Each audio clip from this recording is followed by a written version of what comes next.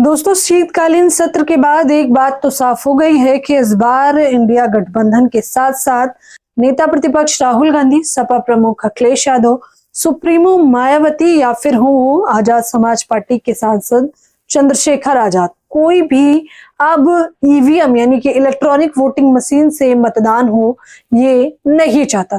शीतकालीन सत्र में एसआईआर से बड़ी चर्चा अगर किसी बात की रही है तो वो इस बात की कि अब संसद सत्र के बाद हम नहीं चाहते कि ईवीएम से मतदान हो, क्योंकि ना हमें चुनाव आयुक्त पे भरोसा है और ना ही हमें चुनाव आयोग पर भरोसा है। तो ये एक बात तो साफ हो गई है दोस्तों कि इस पूरे देश में इस समय बीजेपी को छोड़कर और कोई भी पार्टी ऐसी नहीं है जो ये चाहती हो कि ईवीएम से चुनाव हो। देखिए तमाम तस्वीरें जो आपने देखी होंगी, जहां एक तरफ राहुल गांधी ने सीधा खुला चैलेंज किसी और को नहीं, बीजेपी को नहीं, बल्कि गृह मंत्री अमित शाह को दे दिया, तो वहीं दूसरी तरफ मायावती ने अपने सोशल मीडिया के माध्यम से बताया कि उन्हें ईवीएम पर भरोसा नहीं है और वो चाहती हैं कि बैलेट पेपर पर चुनाव हो। तस्वीरें बेहद खास हैं और तस्वीरें वो हैं जो आपको जान लेना, देख लेना बेहद आवश्यक है। वही तस्वीरें हैं, ये वही बातचीत है जो आने वाले समय में एक बेंचमार्क खड़ा करने वाली है, यानी कि जनता को एकत्रित करके एक बड़ा आंदोलन होते हुए दिखाई देगा।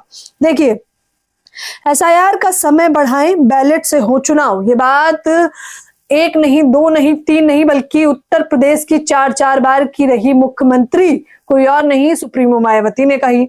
उन्होंने कहा एसआईआर में समय बढ़ाया जाए, क्योंकि जैसे ही चुनाव नजदीक आते हैं एसआईआर की प्रतिक्रिया को धड़ल्ले से किया जाता है, जिसकी वजह से बीएलओस की भी जान जा रही है और चुनाव स्तर पर भी गड़बड़ी होती है। और दूसरा, वो कहती हैं कि हमें मशीनों पर भरोसा नहीं है, इसलिए हम चाहते हैं कि बैलेट पेपर से चुनाव हो, यानी कि बहुजन समाज तो ये बिल्कुल नहीं चाहता कि ईवीएम से चुनाव हो। अब दूसरा, सपा प्रमुख अखिलेश यादव की बात कर लेते हैं। वो कहते हैं कि ईवीएम की जगह मतपत्रों से चुनाव करवाएं। ये बात संसद शीतकालीन सत्र में सपा प्रमुख अखिलेश यादव तो पूरे दस्तावेज ले आते हैं और कुंडली खोलने लगते हैं चुनाव आयोग की, ये कहते हुए कि अभी तो चुनाव हुए भी नहीं और वोटर लिस्ट से वोट काटना पहले ही शुरू कर दिया गया है। वो कहते हैं कि जर्मनी से लेकर जापान तक ये वो जगहें हैं जहां पर मशीनों से चुनाव नहीं होता, क्योंकि वहां पर यह पाया गया कि मशीनों में गड़बड़ी होती है, इसलिए बैलेट पेपर से चुनाव होता है।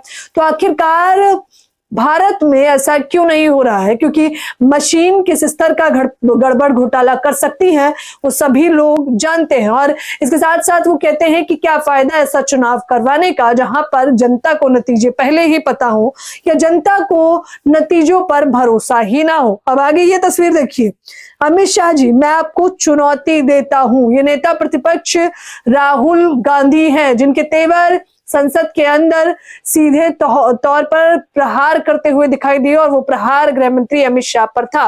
वो कहते हैं कि मैंने एक नहीं, दो नहीं, तीन प्रेस कॉन्फ्रेंस करी है, लेकिन मैं आपको खुला चैलेंज देना चाहूंगा कि आप मुझे, ये मेरी खुली चुनौती है कि आप डिबेट करिए, ओपन डिबेट करिए और बताइए कि जो मैंने प्रेस कॉन्फ्रेंस करी है वो गलत है। जिसके बाद गृह मंत्री अमित शाह जी इस पर कोई भी जवाब नहीं देते हैं। तो यानी कि ये तस्वीरें ये बताने के लिए काफी हैं कि दोस्तों, न केवल जनता को बल्कि विपक्ष को और तमाम बड़े चेहरों को अब मशीनों पर भरोसा नहीं है। हालांकि मशीनों पर तो पहले भी भरोसा नहीं था, लेकिन सड़क से संसद और संसद से अब सुप्रीम कोर्ट तक ये मामला जा चुका है। सवाल सीधा सा है, अगर जनता को भी भरोसा नहीं है, विपक्ष को भी भरोसा नहीं है, तो आखिरकार बीजेपी को ईवीएम से इतनी हमदर्दी क्यों?